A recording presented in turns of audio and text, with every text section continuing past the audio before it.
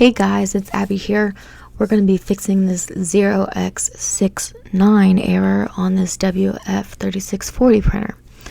First thing I did was take the screws off to that back side cover so I can expose the wires that connect to the main board.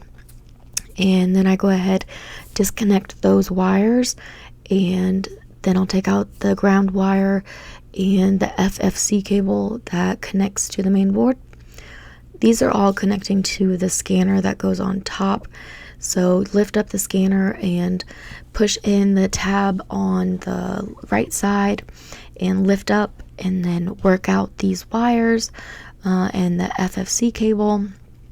And once you have those all out, you should be able to just lift off the scanner and that will be detached.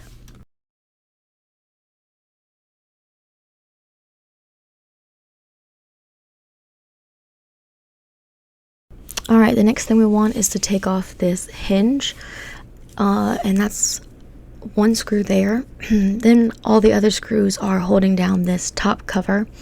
So there's one screw under that hinge in the back. Take that screw off. There also is one screw on the other back far side. So now we have that off and we are able to see everything on the printer. If you look closely at that encoder strip, you'll see that it's off. Now I have an extra carriage here that I'm showing you to where I'm wanting to try to put this encoder strip back in. There's a sensor on the back of this carriage, and that's where this encoder strip is supposed to go through this sensor, so when it goes back and forth it can read the encoder strip. So that's where one of these errors is with this 0x69. So that's what we're doing. So I've detached the encoder strip, and basically we're doing what I just did with that other one that was not in the printer. So yeah, it was a little hard to see, but now that you know what you're looking for, you can kind of feel around for it. And then on this metal piece, you'll see a tiny little hook. That's where we just reach the encoder strip just a little bit farther and hook it on latch. And then just test out the carriage to make sure that it goes back and forth smoothly. The other part that I was having trouble with this was this waste tank part here. There's this little notch here where it wasn't going over all the way. So we need to replace the waste tank as the second part of fixing this error.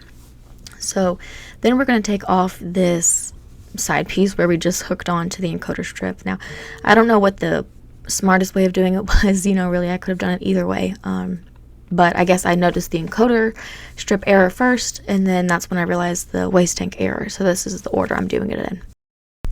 Alright, and now that we're focusing on the waste tank, there's a screw here, and if you pull over the white vertical part, you'll pull it over and there's a screw under there. Now this is a print head lock that I'm putting on. You can use a dental tool, or you can just hook it on there, kind of in the air a little bit, just hang it and hook it on. And once we do that, we want to put a rubber band on the print head lock so it stays in place while we're putting the new waste tank into the printer. We'll cut the rubber band off eventually, don't worry. So now once we have the waste tank, we want to put it into place and make sure that it lines up with all the gears. Pull that white vertical piece over, put the screw under it, and then put the other screw on the outside. Okay, and once we have that, we're going to put this metal piece back on that holds our encoder strip. And also just a reminder, I don't know if I show it in the video, but remind yourself to put the tube that comes from the waste tank back on so your ink isn't spilling everywhere inside your printer. Okay, so we are putting back the 3 screws onto our metal side piece. Alright, let's do that.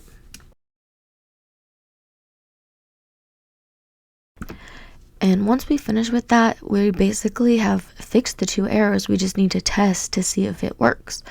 So we're putting it back together now. I'm putting on the top cover, and I set it on there, and it just takes me a little boom of the fist on the back in there to snap it down in place. Usually cracks me up a little bit, but we're going to put all the screws back down in place to hold it down. Remind yourself to put the screw at the back where the hinge goes. There's one screw under there. And then you also want to put the hinge in place before you put the scanner on.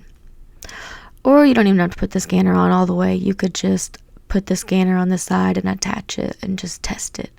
But I was pretty sure I fixed it. So, all right. So I'll come back once we put all of the the one FFC cable in, and all of the connections, all of the cables.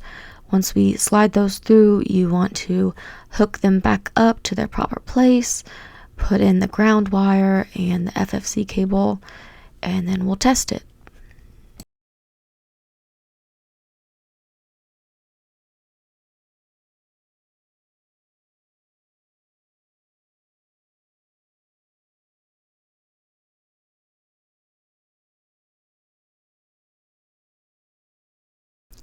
So I power on the printer and it powers on nice. The only thing that it tells me is that I just forgot to put in the maintenance box in the back, which is no problem. I'll put that in there.